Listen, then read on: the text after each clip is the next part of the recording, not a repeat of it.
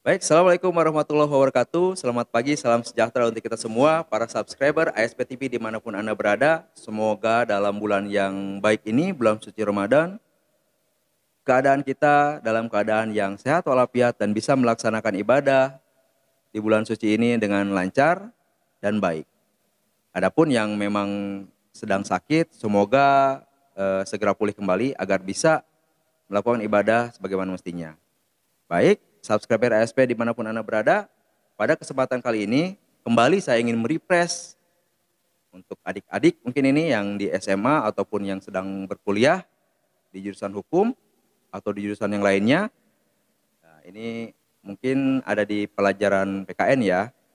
Pada kesempatan kali ini saya ingin coba merefresh mengenai landasan hukum negara Republik Indonesia.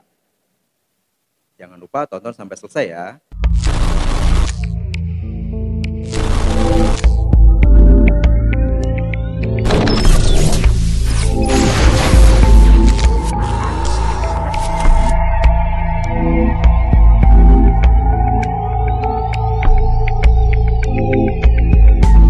Baik, setiap negara memiliki landasan hukum masing-masing sesuai dengan tergantung pada sistem hukum yang dianut di negara tersebut.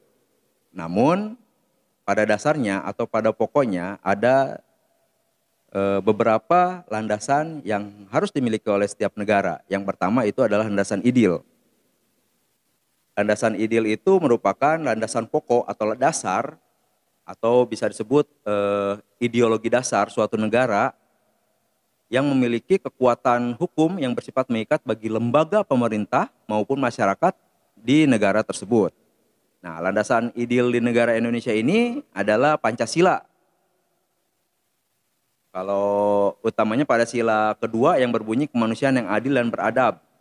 Sila ini memiliki arti bahwa Indonesia menempatkan dirinya sebagai bagian dari manusia di dunia. Nah, teman-teman, landasan ideal ini pasti semuanya hafal ya. Atau ada juga yang belum hafal.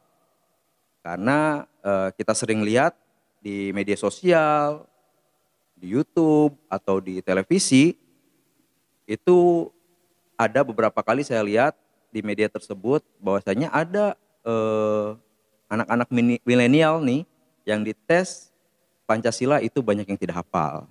Baik, pada kesempatan kali ini saya akan coba membacakan butir-butir Pancasila. Pancasila, 1. Ketuhanan yang Maha Esa. 2. Kemanusiaan yang adil dan beradab. 3. Persatuan Indonesia. 4. Kerakyatan yang dipimpin oleh hikmat kebijaksanaan dalam permusyawaratan perwakilan.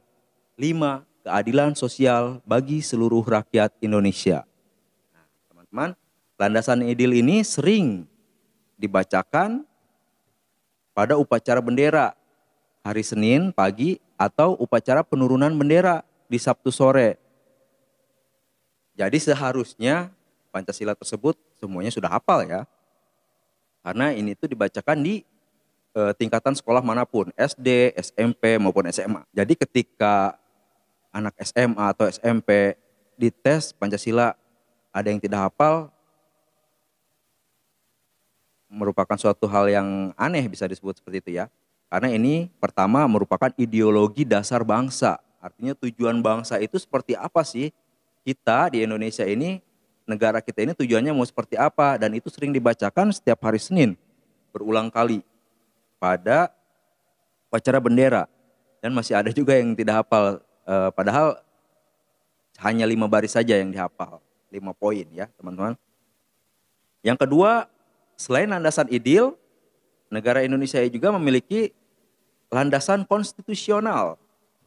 Nah, landasan konstitusional ini sebuah landasan negara yang berkaitan erat dengan semua aturan dan ketentuan ketatanegaraan suatu bangsa. Landasan konstitusional bangsa Indonesia adalah Undang-Undang Dasar 1945.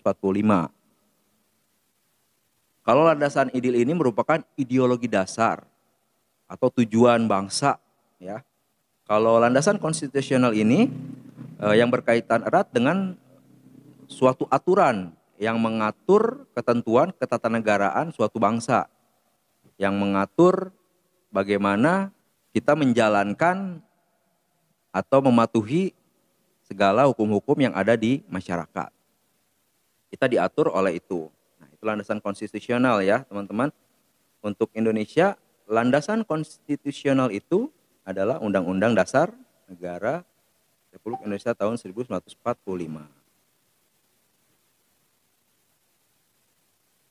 Di mana undang-undang ini menjadi pedoman ya, pedoman pokok di dalam kehidupan masyarakat, berbangsa dan bernegara. Konstitusi itu sendiri mencakup segala macam-macam ketentuan dan peraturan ketatanegaraan atau hukum dasar dari sebuah negara. Tujuan konstitusi ini adalah membatasi kekuasaan untuk menghindari kesewenang-wenangan.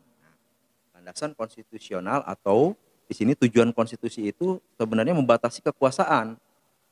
Jadi tidak ada kekuasaan yang absolut di negara Indonesia ini. Semua ada batasnya. Yang memiliki kekuasaan tinggi tidak bisa menindas yang lebih rendah dari dia karena dibatasi oleh hukum atau konstitusi tersebut. Juga Undang-Undang Dasar 1945 ini memiliki fungsi sebagai alat kontrol bagi norma-norma hukum yang lebih rendah kedudukannya. Nah, ini seperti pembuatan peraturan nih, undang-undang, atau di bawahnya ada Perpu, PP, Kepres, Perpres, atau Perda, itu tidak boleh melanggar atau menyimpang dari Undang-Undang Dasar 1945. Dia menjadi patokan atau tolak ukur dalam pembentukan suatu peraturan atau undang-undang. Yang terakhir, selain landasan ideal, landasan konstitusional, ada juga landasan operasional. Nah, apa sih landasan operasional ini?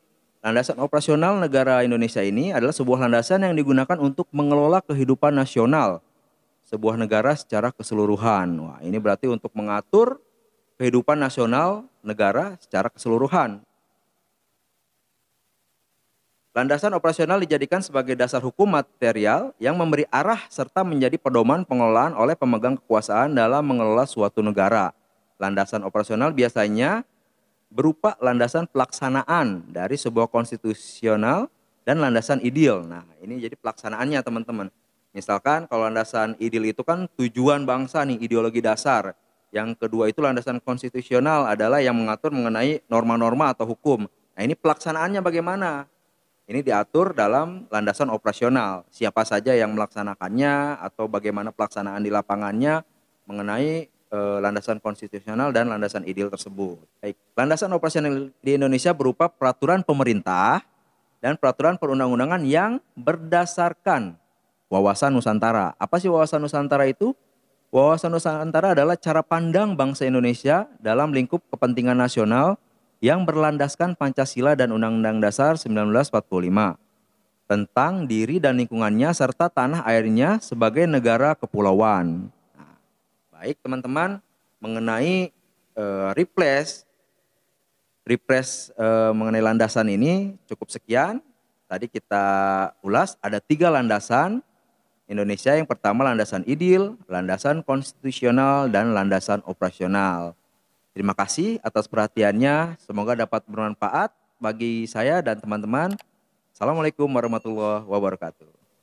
ASP lapor, kami hukum, jauhi hukuman.